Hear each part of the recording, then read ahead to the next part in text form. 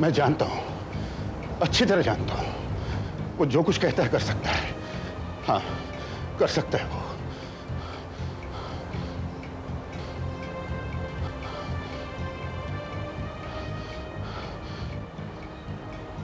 क्या हुआ पिताजी? हमें देखकर इतना परेशान क्यों हैं? नहीं नहीं बेटा, अपनी औलाद को देख के भला मैं क्यों परेशान होने लगा? तो इसका मतलब ये है कि आप मुझे देखकर परेशान हैं? बेटे, तुम तो मेरे दामाद हो, मेरे बेटे जैसे। तो फिर इस परेशानी की वजह? बेटा, मैं जानता ही नहीं था कि तुम दोनों ने घर छोड़ दिया है। वो पृथ्वी जी आए थे तुम्हें ढूंढते हुए। मैंने जब उनसे ये कहा कि मैं तुम लोगों के बारे में कुछ भी नहीं जानता, तो मुझे बुरा भला कहने लगे। ऐसे ऐसे इल्जाम लगाए मुझ पर जिसका मैं हकदार ही नहीं, और आखिर में मुझे तबाह करने की धमकी देकर गए।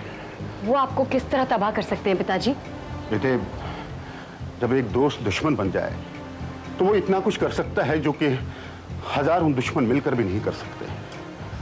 क्या है कि बेटे, बिजनेस में बहुत सारे राज होते हैं, मेरे भी हैं, और पृथ्वी जी वो सब कुछ जानते हैं। उनका मिनिस्ट्री में रसूख है, और उनका कहना है जिस तरह से उन्होंने मुझे बनाया है तो वो उसी तरह से मुझे बर्बाद भी कर सकते हैं। लानत है ऐसी दोस्ती पर। बेटे धनराज, ये मत भूलो, मैं उनके घर में एक मामूली सा नौकर था। मुझे दोस्ती का दर्जा देकर मुझे समधी बनाया। मुझ पर बहुत बड़ा एहसान किया उन्होंने। और अब वो आप पर इससे भी बड़ा एहसान करेंगे कि आपको बर्बाद करके रख देंगे। हाँ, वो ऐसा भी कर सकते हैं। वो ऐसा कुछ नहीं कर सकते, और अगर उन्होंने ऐसा करने की कोशिश की तो सबसे पहले उन्हें अपने बेटे की जान लेनी होगी। मैं अपनी जान दे दूंगा, लेकिन आपकी दौलत, आपकी इज्जत और आपकी जान पर कोई आंच नहीं आने दूंगा।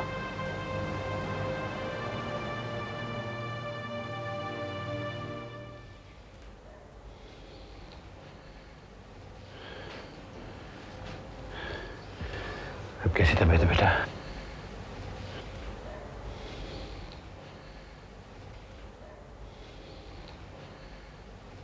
सुना तो ये था कि आदमी को अपने कर्मों का फल इसी जन्म में मिल जाता है। फिर पता नहीं ये कैसे हुआ। पाप मैंने किया और सजा तुम्हें भुगतनी पड़ रही है। तुम्हारा ये हाल मेरी वजह से हुआ है बेटा, मुझे माफ कर देना। ऐसा मत कहिए पिताजी। पहले मैं भी यही समझता था कि आप कसूरवार हैं, लेकिन आप पर जो गुजरी है वो जानने के बाद मुझे ऐसा लगता है कि अगर किसी का दोष है तो हमारी तकदीर का। हाँ बेटा, हमारी तकदीर ही हमारी सबसे बड़ी दुश्मन थी। अब इन बातों को याद करके क्या फायदा पिताजी? अब तो हमारे दिन बदल गए हैं, खुशियों के दिन वापस आ गए हैं, और हमारी सबसे बड़ी खुशी तो गौरी की शादी है। बस कुछ ही दिन तो बचे हैं। बेटा, क्या बात है पिताजी? गौरी कह रही थी कि तुम जब तक ठीक नहीं हो जाते वो शादी नहीं करेगी। मैं तो बिल्कुल ठीक हूं पिताजी। अस्पताल में पड़े हुए आदमी को कोई ठीक कहेगा क्या? लेकिन पिताजी, मुहूर्त निकल चुका है, और निकले हुए मुहूर्त को टालना ठीक नहीं है। मैं गौरी को तेरे पास भेजूंगा, तू समझाना उसे।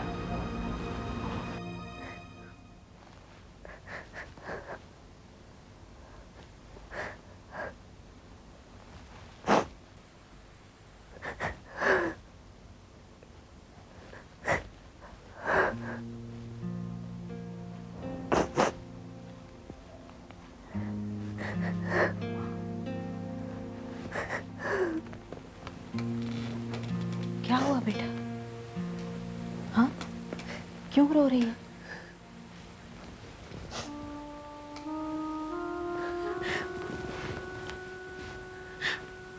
माँ, कैसी शादी है? हमारे भैया हमारी शादी में शामिल नहीं हो सकते। मुझे कितना शौक था हमारी शादी का। कहते थे तेरी शादी में तो मैं अपने हाथों में भी मेहंदी लगवाऊंगा। भगवान का शुक्र है कि डॉक्टर ने उसे तेरे कन्यादान के समय आने की इजाजत तो दे दी। माँ, या तो भगवान कोई खुशी देता ही नहीं, देता है तो हाथ खींच खींच कर। क्या क्या सपने देखे थे हमने कि 25 लाख रुपए मिल जाएंगे तो आराम से जिंदगी गुजर जाएगी, वो भी नहीं हुआ। और भैया हमारी शादी में आएंगे तो सिर्फ 5 मिनट के लिए। हमें नहीं करनी है शादी। नहीं बेटा, ऐसा नहीं कहते। अरे तू तो बहुत खुशकिस्मत है। तूने कभी सोचा था तेरे पिताजी तेरे शादी के वक्त होंगे? सोचा था? माँ, जब हमने दुख के दिन एक साथ बिताए तो क्या खुशी के 2 दिन एक साथ नहीं बिता सकते? माँ, जब तक भैया अस्पताल से घर वापस नहीं आ जाते हम शादी कैसे कर लें? हम इतने स्वार्थी नहीं है कि वहां हमारे भैया अस्पताल में है और यहाँ हम अपनी शादी रचाने बैठ जाए। हमें ये बिल्कुल अच्छा नहीं लगेगा। देख बेटा, शादी का फैसला तो हमने तुझ पर छोड़ा है, लेकिन इस वक्त यहाँ सब लोग हैं और मोहन भी तो यही चाहता है ना, तेरी शादी उसी दिन हो जिस दिन तय हुई है। हाँ?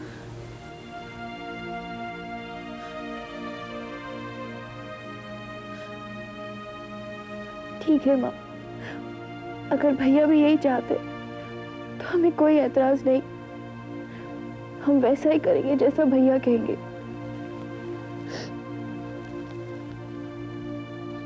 डर है तो सिर्फ राधा का। वो क्या कर सकती है? अरे वो कुछ भी कर सकती है, उसे बहका सकती है, उसे पुलिस थाने जाकर मेरे खिलाफ कंप्लेंट करने पे मजबूर कर सकती है। क्या धनराज राजी हो जाएगा? क्यों? भूल गई?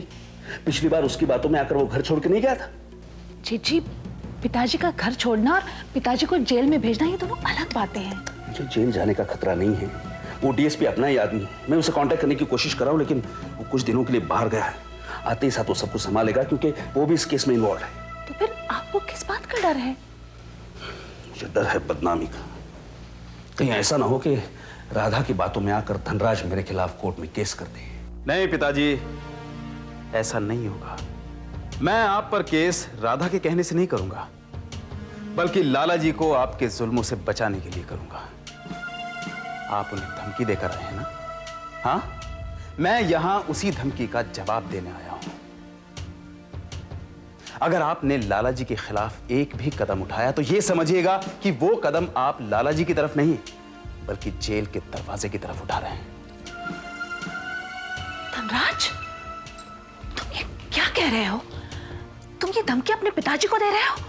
इन्होंने तुम्हें दुनिया भर की खुशियां दी और तुम अपनी बहन सीता और भांजे मोहन को दुखी करके इन्होंने तुम्हारी शादी राधा के साथ की और इनके प्यार का बदला तुम इस तरह चुका रहे हो? चाची, जो गलत होता है वो गलत होता है। इन्होंने जुर्म किया है और इन्हें इनके जुर्म की सजा मिलेगी जरूर। देखो धनराज बेटे, तुम्हारे पिताजी और सीता दीदी का झगड़ा भाई बहन के बीच का है। तुम उसमें दखल ना ही दो तो अच्छा होगा। वैसे आप भी हमारी बातों में दखल ना ही दें तो अच्छा है, क्योंकि ये बात बाप और बेटे के बीच में हो रही है।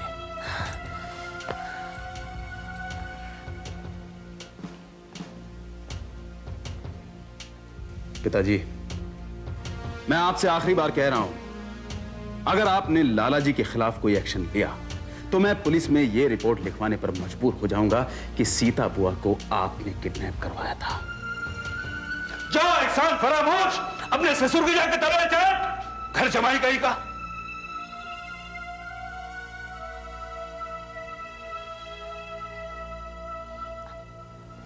संभालिए अपने आप को।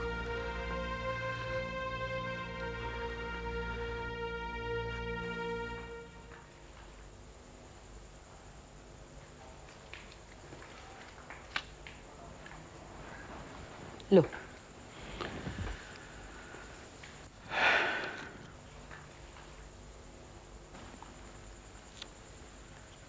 क्या बात है? क्या सोच रहे हो? अगर तुम गौरी की फिक्र कर रहे हो तो फिक्र मत करो। गौरी शादी के लिए मान गई है। ये तो बहुत अच्छी बात है, लेकिन मैं उसके बारे में नहीं सोच रहा था। तो पूरब जब गया तो मैंने वो सारी बातें सुन ली जो उसने कही थी। मुझे नहीं मालूम था वो मेरे पहले परिवार से इतनी नफरत करता है।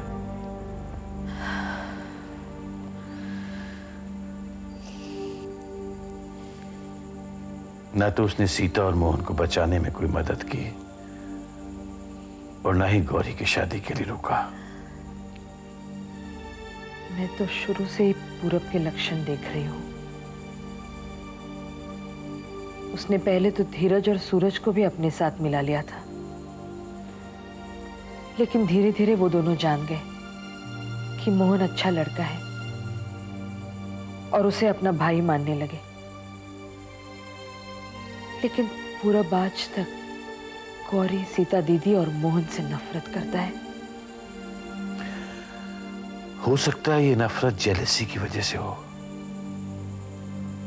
मैं बंबई जाकर उससे बात करूंगा, वरना मोहन जब नौकरी के सिलसिले में बंबई आएगा तो कहीं वो उससे झगड़ा ना कर ले।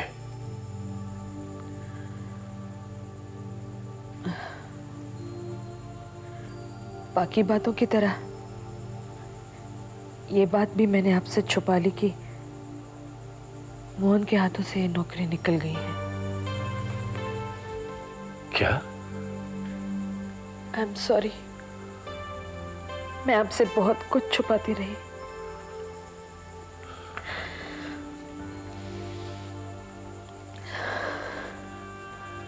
तुम्हें सॉरी कहने की जरूरत नहीं है। मैं जानता हूं तुमने ये बात मुझसे इसलिए छुपाई होगी कि कहीं मेरी सेहत पर इसका उल्टा असर न पड़े।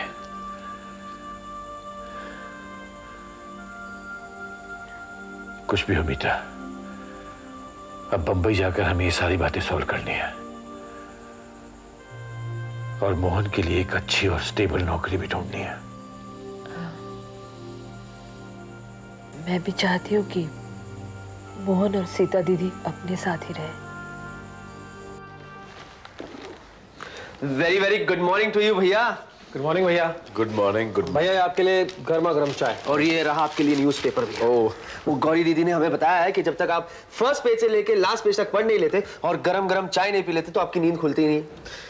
मैं सच कहूं धीरज, मैं अभी तुमसे बात कर रहा हूं लेकिन असल में मैं नींद में हूं।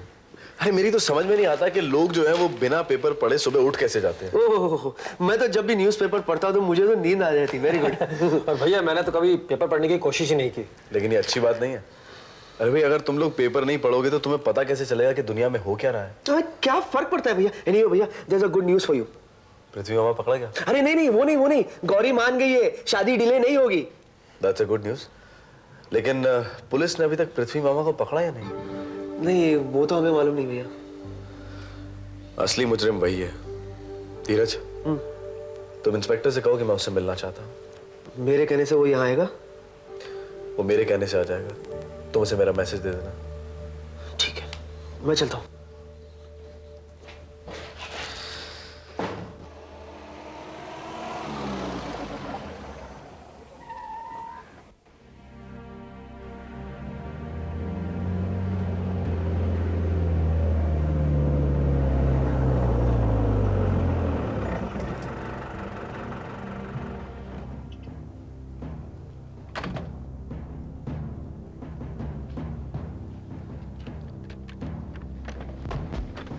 इसमें आपका और इंस्पेक्टर का दोनों का।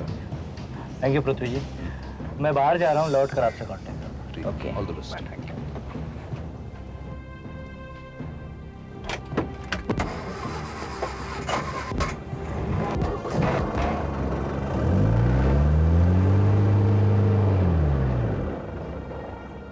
ये आप क्या कह रहे हैं इंस्पेक्टर साहब?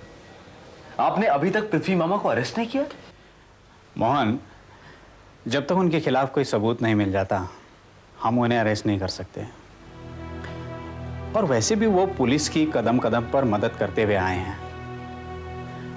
अगर पृथ्वी जी सुखिया से मिले होते तो सुखिया उनके बेटे को किडनैप क्यों करता?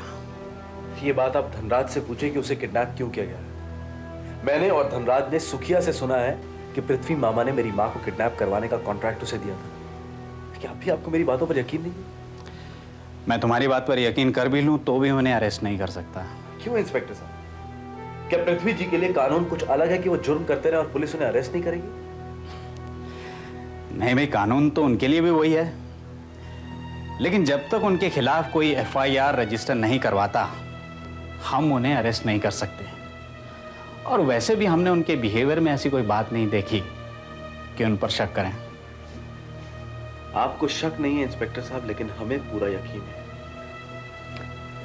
तो ठीक है, फिर रिपोर्ट लिखवाइए, हम इन्वेस्टिगेशन करेंगे। अगर कोई सबूत मिलेगा तो अरेस्ट भी करेंगे। और तब तक वो मुजरिम आजाद घूमता रहे और अपने खिलाफ सारे सबूत मिटाने की कोशिश करता रहे। देखिए, इस वक्त हम मजबूर हैं, हम उन्हें अरेस्ट नहीं कर सकते। लेकिन मुजरिम आपकी मजबूरी का फायदा उठाता रहे, ये बात आपको मंजूर है? भैया, इंस्पेक्टर साहब ठीक कह रहे हैं। जब तक हम FIR दर्ज नहीं कर लेते पुलिस कोई एक्शन नहीं ले सकती भैया।